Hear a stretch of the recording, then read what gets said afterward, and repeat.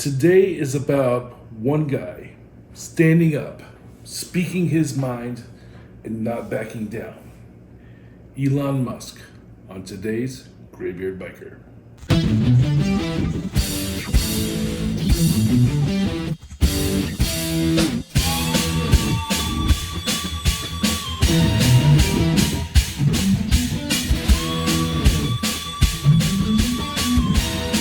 So when I first started this channel, I had hopes of doing lots of different things with it. And honestly, there's been so much going on with rally season that I haven't gotten to any of the other things that I wanted to post. If you look in our, I think it's the number 2 episode that we did, which is about the channel, I talked about the sorts of videos that I wanted to do. And most of this year, I've only done motorcycle rally and motorcycle event content. So today will be the first one that kind of breaks that mold and goes into the thinking, the cerebral part of the channel, where we talk about what the hell is going on in our society.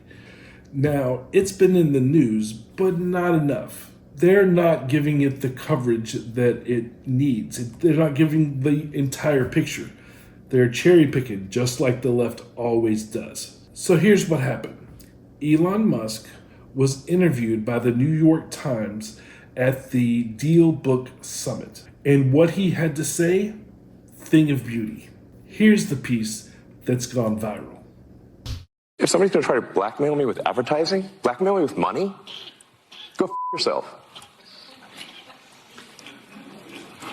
But go f*** yourself. Is that clear? I hope it is. And while that's great, it really is, there's a lot more that he said that's not getting coverage. People aren't being aware of. Your media is being censored. So I thought I would show you more of what he had to say so that we can appreciate all of it. Now, I'm not going to play the entire interview. It's an hour and something long.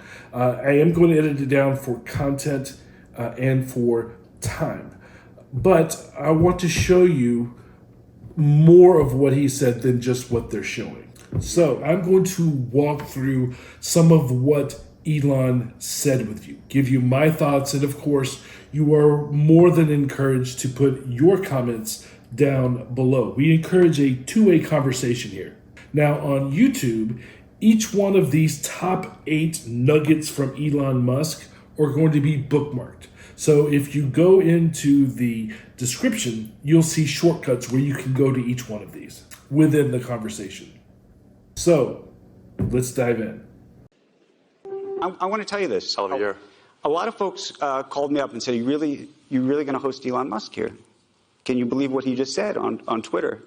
On X. On X. Yeah. Should you platform him? That's what they said. Yeah. Should you platform him? And I said that I think that it's our role to have conversations and to inquire and sometimes even interrogate ideas. And sure. I'm hoping we can do that. So I want to start just so we can begin this conversation and just level set. Take us through everything that happened, if you could. Everything? No, over the past week and a half. How long have you got?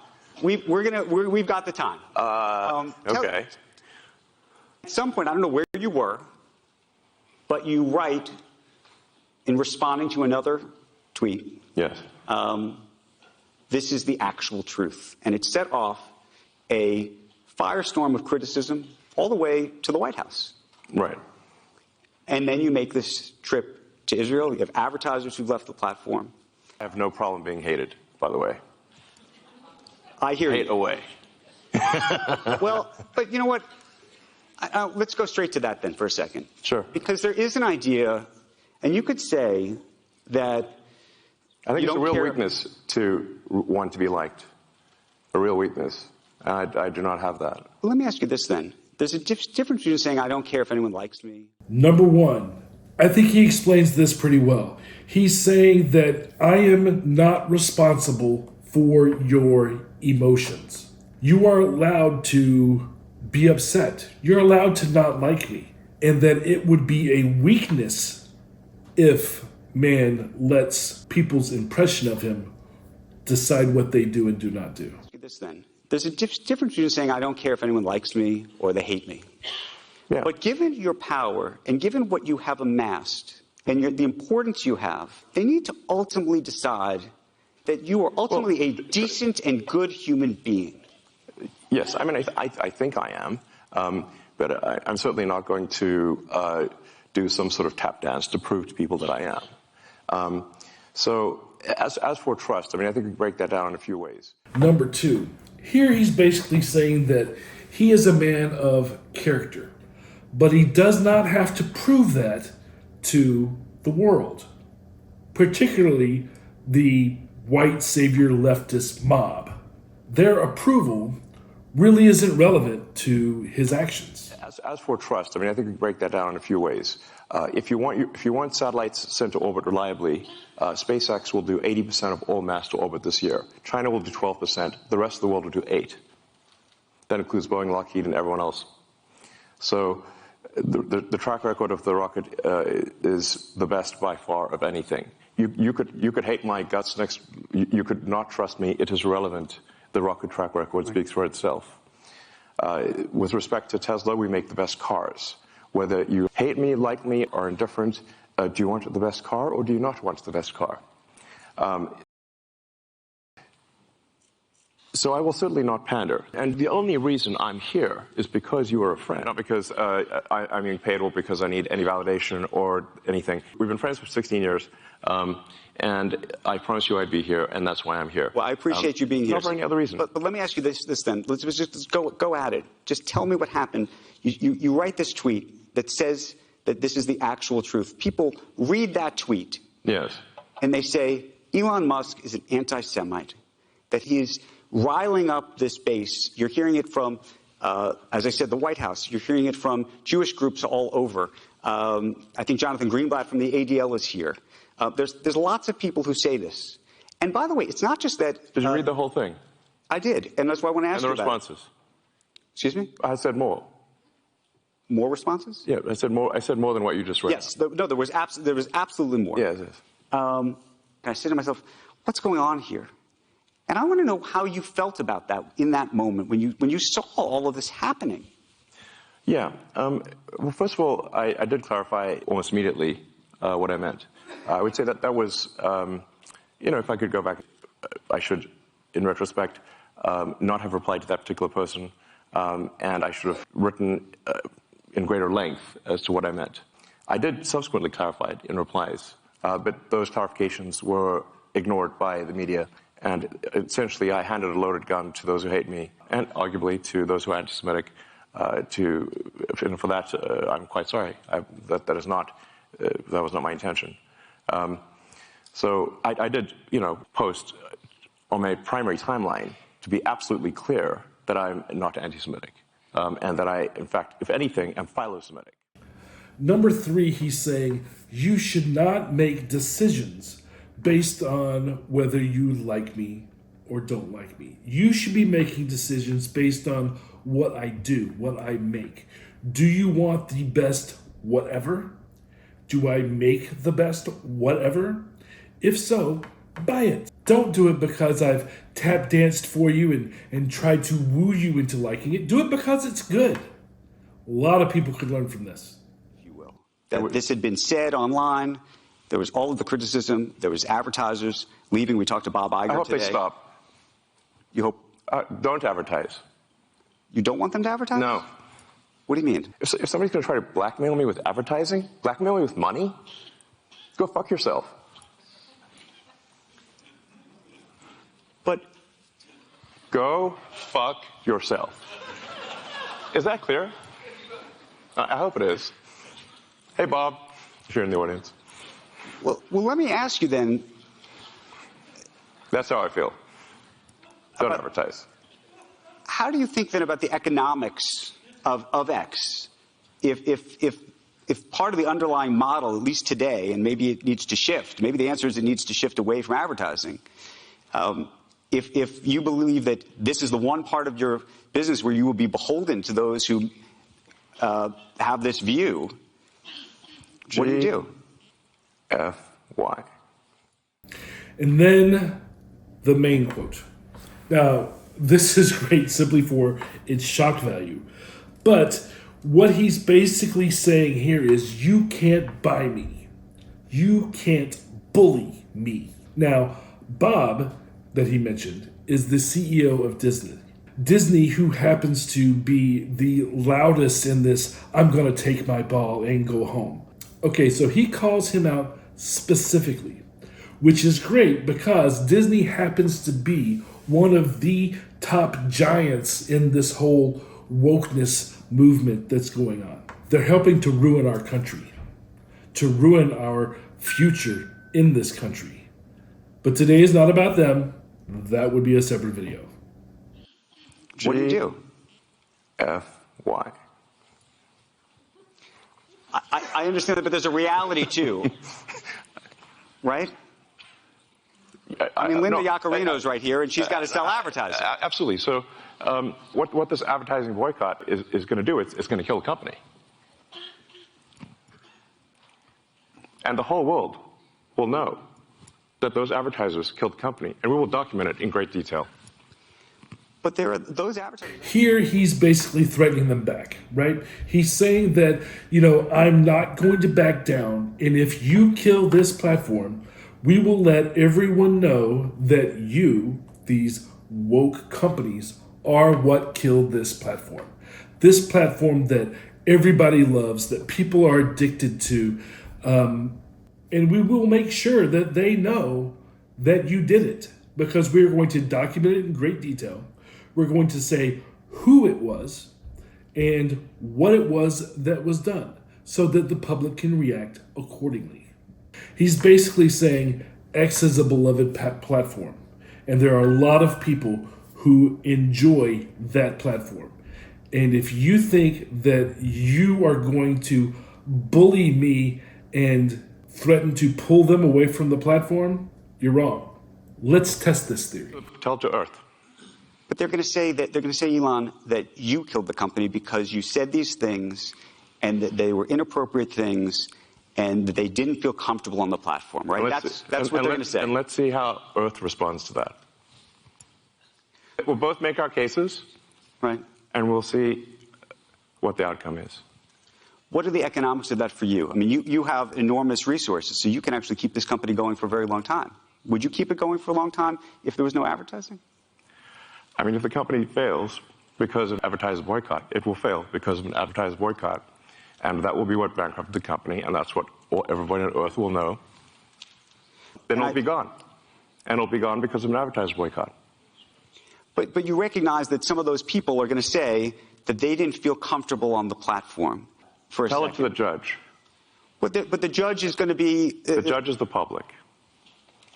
And you think that the public is going to say that Disney is making a mistake? Yes. And they're going to boycott Disney? They already are.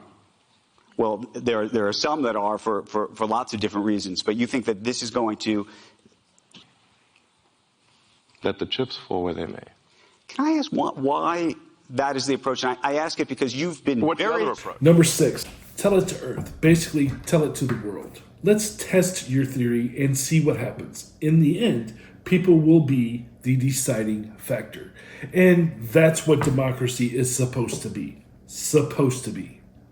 Right? Where the people decide and govern themselves. We're going to actually still do that in this conversation, even though we don't do it in Who Runs the Country. That is the approach. And I ask it because you've been What's the other approach? Well, you've been very particular about the approach to Tesla.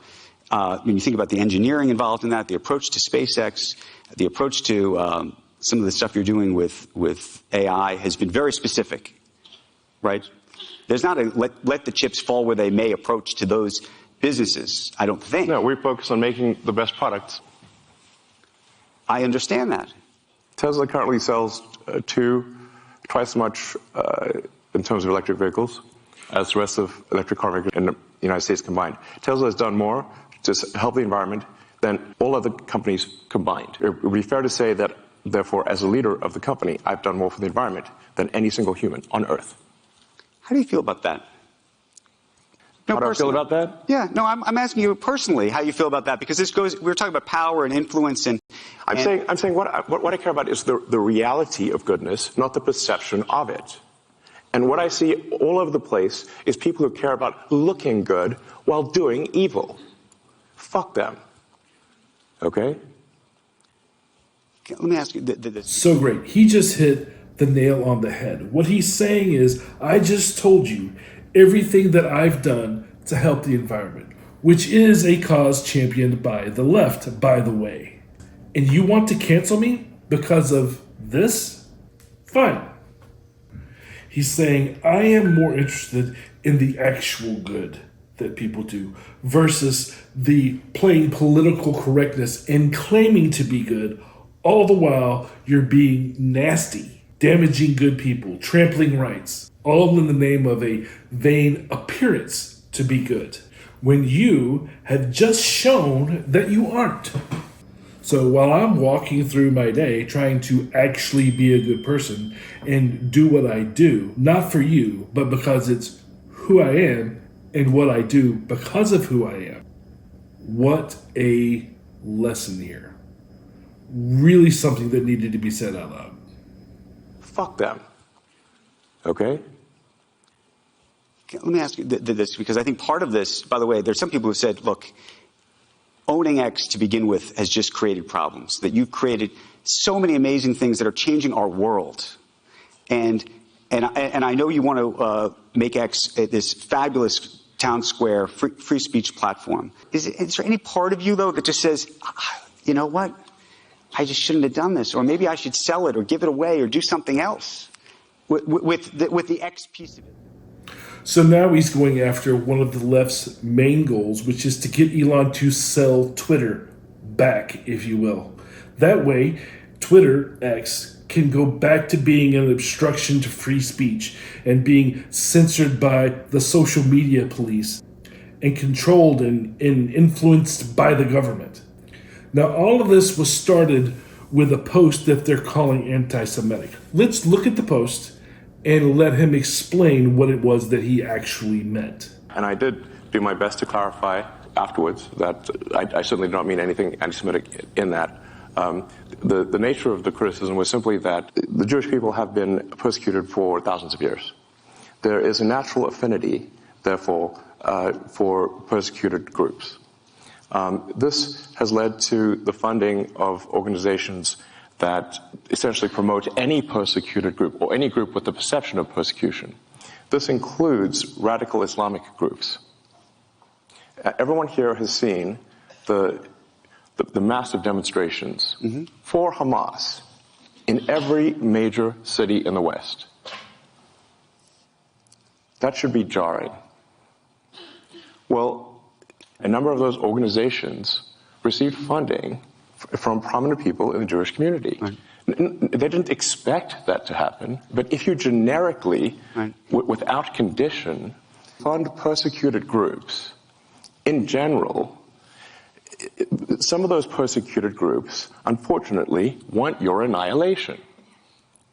And what I meant by that, when I subsequently clarified, is that it's unwise to fund organizations that support groups that want your annihilation.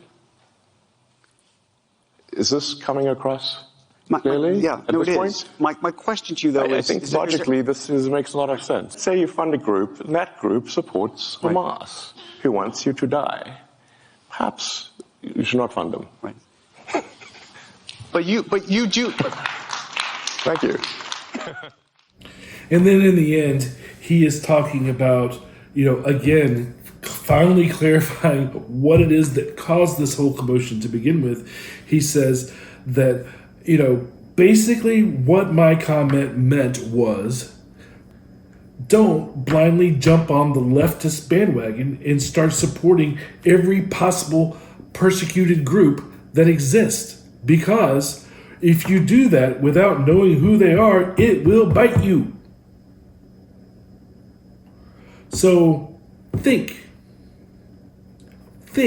It's underrated.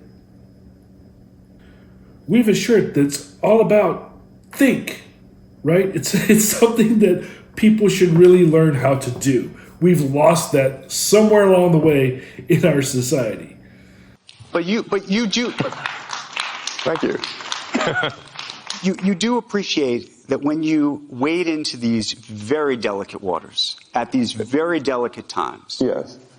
that it can create a real, I mean, as it created headlines for the past 2 weeks, and economic impact. I'm just so curious what in your brain when you see all this happening. I think are you sitting there going, "Oh my God, I stepped in it. I wish I didn't do that"? Are you saying, "Screw them. I hate these people. Why are they after me"? But all of that.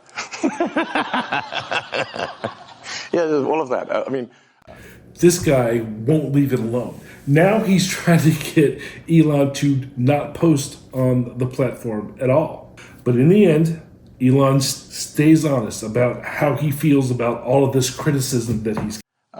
And I try to my best to clarify 6 ways to Sunday. But at least I think over time it will be obvious that, in fact, far from being anti-Semitic, I'm in fact philo-Semitic. And all the evidence in my track record would support that. I can really appreciate him standing up, and I kind of wanted to give him, his due here. But in case you wonder what the leftist media is saying about this since the interview, take a look at a couple of clips. Yeah, I think it's really important to recognize that when Elon makes these comments about the importance of Twitter and how it's this bastion of free speech, really what he's doing is he is being the most obvious manifestation of this very prevalent idea on the right that you are not allowed to face any consequences for the things that you say. We see this in a lot of different formats. We see, anytime there is any sort of attempt to moderate social media conversations, the response is, I have free speech. You can't tell me what I can and cannot say. This whole idea about cancel culture, that people are facing consequences for things that they say. All of this is about having people who, in a broad sense, often feel as though they have status anxiety. They're worried. Philip, I want to sort of zoom out, and I want to think about the conversation that we're having. Because listen, we have viewers that they don't use X. They may not be thinking about Elon Musk. This is all happening in the broader environment, as you said, where the conservative movement is trying to make the First Amendment something that it is not. It's also happening against the backdrop of the very real possibility of a second Trump term. I really think it's important to contextualize that when we talk about this Elon Musk thing, these arguments are incredibly stupid. They're very stupid arguments. But what they depend on is that you're on Team Musk. You're on team right side. You're on team, we are the conservatives. It depends on this fostering of a sense of we're the opponents of the bad guys on the left, which is exactly what Donald Trump has done. Elon Musk is Donald Trump, except in the business world, right, instead of politics. Just moments ago tonight, Elon Musk, in an interview with Andrew Ross Sorkin at the New York Times Dealbook Summit, saying this to advertisers who've left X over his endorsement of anti-Semitic content. But go yourself. Is that clear? I hope it is. Seems pretty clear. Out front now, Dana Hall, Bloomberg senior reporter who covers Elon Musk. So, Dana, the New York Times reporting that this anti-Semitic post could possibly cost X up to $75 million in lost ad revenue this year. Meantime, Musk is warning that the advertising boycott could kill the company. He's not happy about it. It's fascinating for him to say that, of course, based on why the boycott happened. And, dropping F-bombs at a big summit like Dealbook is unusual for a CEO. But as we all know by now, Elon Musk is not your typical CEO by any stretch of the imagination. No, certainly not. That is true. He also talked about his recent trip to Israel, saying it was planned before the fallout, that it wasn't an apology tour. Is this just trying to save face, or is that actually genuine? I think it's a mixture of both. I mean, we finally get this sort of quasi-apology, 2 weeks after the initial post that is still up on the platform. It has not been deleted. And, I think that Musk is not always the most emotionally intelligent person. He's not always the best reader of the room. It is so great to see one standing up so loudly against the woke mob.